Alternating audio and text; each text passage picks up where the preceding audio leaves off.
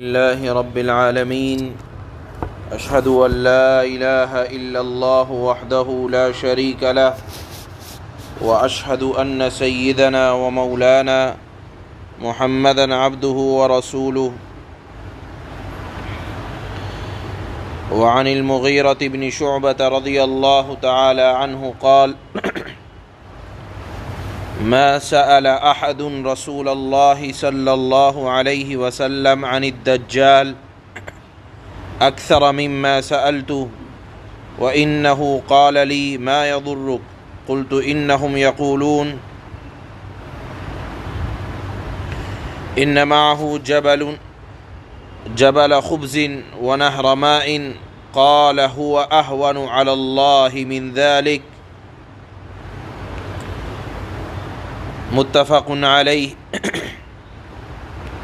وعن انس رضی اللہ تعالی عنہ قال: قال رسول الله صلی اللہ علیہ وسلم: ما من نبی الا وقد انذر امته الاعور الكذاب، الا انه اعور وان ربكم عز وجل ليس باعور مكتوب بين عينيه کافرا ای کافر. متفق علیہ.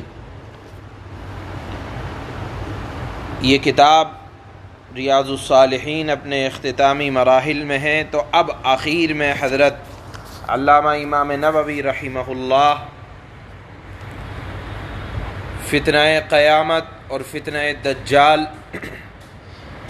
کے سلسلے میں جو اللہ کے نبی صلی اللہ علیہ وسلم کی مختلف احادیث ہیں ان کو نقل فرمائیں گے، اور بھی کچھ اسلامی شریعت کے بارے میں متفرق احادیث آئیں گی، یعنی باب عنوان کوئی خاص نہ ہوگا، لیکن مختلف احادیث کو آخر میں جمع فرمایا ہے.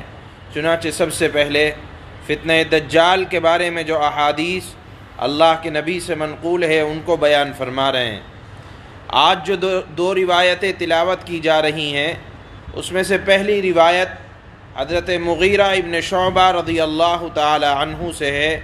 وہ فرماتے ہیں کہ میں نے اللہ کے نبی سے دجال کے متعلق بہت سوالات کیے، اور اتنے سوالات کیے کہ مجھ سے زیادہ حضرات صحابہ اکرام نے اتنے سوالات آپ صلی اللہ علیہ وسلم سے فتنہ دجال کے متعلق نہیں پوچھے.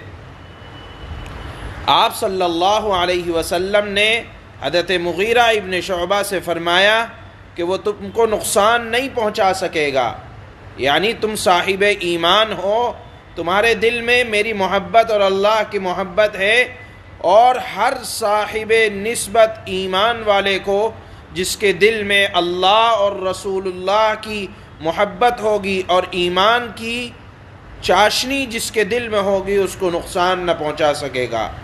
حضرت مغیرہ فرماتے ہیں کہ میں نے کہا: اللہ کے نبی آپ فرماتے ہیں کہ وہ مجھ کو نقصان نہیں پہنچائے گا، جبکہ لوگ یہ کہتے ہیں کہ اس کے ساتھ روٹیوں کا یعنی رزق کا انبار ہوگا، اور جب اس کے پاس رزق کا انبار ہوگا تو جو نافرمان ہوں گے اس کے تو وہ ان کو نہیں دے گا، یعنی پریشان کرے گا. اور آپ فرماتے ہیں کہ صاحب ایمان کو دجال پریشان نہ کر سکے گا. اس پر اللہ کے نبی صلی اللہ علیہ وسلم نے فرمایا کہ ایمان والے کو بچا لینا اللہ کے نزدیک اس سے زیادہ آسان ہے، یعنی صاحب ایمان کو بہت زیادہ دجال پریشان نہ کر سکے گا، چاہے اس کے پاس جتنی طاقتیں ہوں. یہ اس حدیث کا خلاصہ ہے.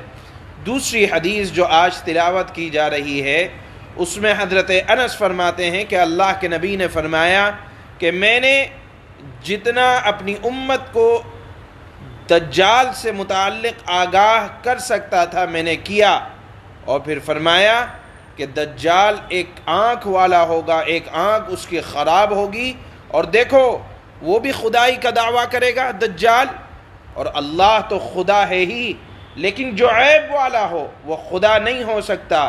دجال عیب والا ہوگا، اس کو ایک آنکھ سے نظر نہ آتا ہوگا، تو جو عیب والا ہے وہ خدا نہیں ہو سکتا. دیکھو دجال عیب والا ہوگا اور اس کی پیشانی پر کافارا یعنی کافر لکھا ہوگا، یہ اس کی علامت اللہ کے نبی صلی اللہ علیہ وسلم نے بیان فرمائی، جس کو صحیح سندوں کے ساتھ حضرت امام بخاری اور امام مسلم نے روایت کیا ہے۔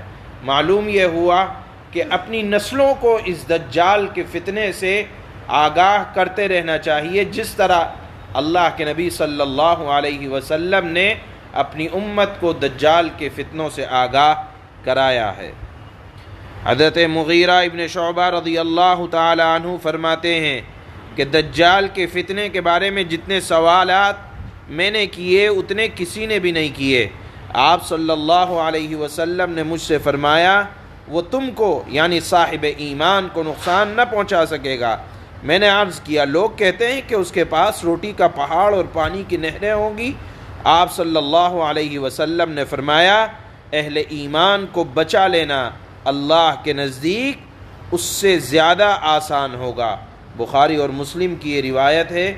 اور دوسری روایت حضرت انس رضی اللہ تعالی عنہ سے ہے کہ رسول اللہ صلی اللہ علیہ وسلم نے ارشاد فرمایا جو بھی نبی آیا اس نے اپنی امت کو جھوٹے دجال سے ضرور ڈرایا، خبردار وہ دجال کانا ہے، ایک آگ کا ڈپٹی ہے اور تمہارا رب کانا نہیں ہے، یعنی اللہ عیبدار نہیں ہے۔ اس دجال کی دونوں آنکھوں کے درمیان کافارا یعنی کافر لکھا ہوگا۔ بخاری اور مسلم کی یہ حدیث ہے۔ سبحان اللہ و بحمدہ، سبحان اللہ، اشہد ان لا الہ الا اللہ۔